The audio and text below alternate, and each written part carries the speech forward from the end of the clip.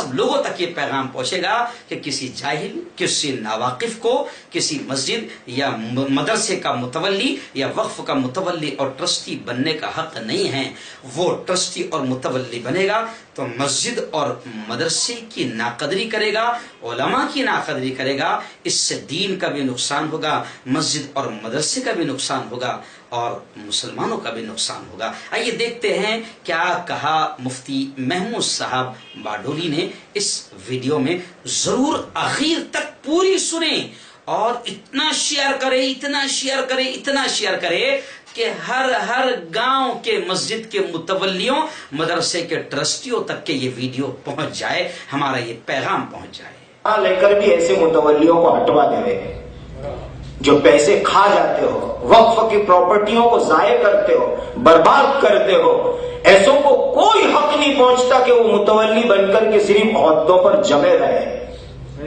اور سن لیجئے، میں صاف بات آپ سے عرض کروں گا، شرعی بات کہوں گا جو کہوں گا آپ سے۔ اگر آپ کو وقف کا نظام چلانے کے لیے، مسجد مدرسے کا نظام چلانے کے لیے جو شرعی مسائل ضروری ہے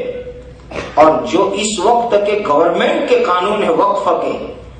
اس کی جانکاری نہیں ہے اور آپ اس کے لائق نہیں کہ آپ اس کی جانکاری لے لیں، تو بالکل جائز نہیں کہ آپ متولی کے عہدے پر چمٹ کے رہے،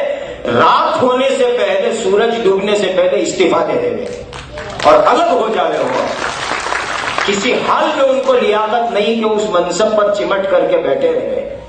اس لیے کہ یہ شریعت کا معاملہ ہے، یہ کوئی معمولی کھیل کھلونا تھوڑا ہی ہے۔ اور یاد رکھ لو، ایک قصہ میں عبرت کے لیے سنایا کرتا ہوں حضرات، کسی مرنے والے کی بری بات کبھی کہنی نہیں چاہیے۔ ہمارے یہاں ایک آدمی کا انتقال ہو گیا،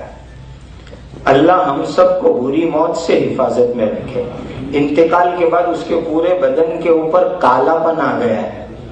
انتقال ہوتے ہی اس کا بدن کالا ہو گیا ہے اور بدن کے اوپر ڈراؤنی چیزیں پھوڑی پھنسی جیسی نکلنے لگی۔ لوگ حیران تھے، بیچارے نے زندگی میں کیا گناہ کیا ہوگا کہ مرتے ہی یہ سزا شروع ہو گئی۔ سن لو کان کھول کر کے،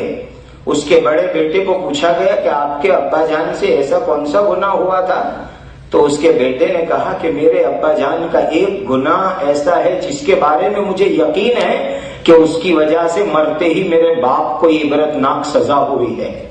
اور وہ گناہ یہ کہ میرے ابا مسجد مدرسے کے متولی رہے اور پیسوں کے بارے میں انہوں نے کبھی احتیاط سے کام نہیں لیا۔ مسجد مدرسوں کے پیسے جیب میں لے کر آئے اور گھر کا کوئی سامان خریدنے کی ضرورت پڑی تو ایسا بھی ہو جاتا تھا کہ اسی پیسے میں سے گھر کا سامان آ جاتا تھا۔ کہ یہ جو حرام کا مسجد کا مدرسوں کا مال کھایا، مجھے یقین ہے کہ اس کی وجہ سے مرتے ہی میرے باپ کو یہ سزا عبرتناک شروع ہوئی ہے۔ حضرات میں آپ کو کہوں، کوئی میرے گھر میں سے چوری کر لے رہے، مجھ سے آ کر معافی مانگ لے رہے، میں معاف کر دوں گا، انشاءاللہ اللہ بھی اس کو معاف کر دیں گے، وہ خدا سے معافی مانگے۔ لیکن وقف کا پیسہ، چندے کا پیسہ، لوگوں کے ڈونیشن کا پیسہ، اگر اس کو تم نے غلط طریقے سے کھایا تو کس سے معافی مانگنے جاؤ گے؟ پوری قوم سے کیسے معافی مانگو گے؟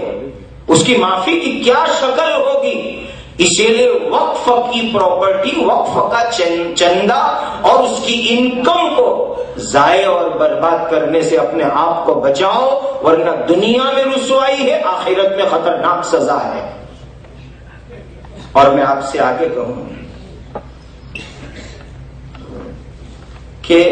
حضرات یہ چند چھوٹی چھوٹی باتوں کو آپ ملحوظ رکھیں۔ آج جنرلی ہمارے یہاں مسجد مدرسوں کے اندر یہ چیزوں کا کوئی انتظام نہیں ہے، آڈٹ نہیں ہوتا، پابندی سے آڈٹ کرواؤ،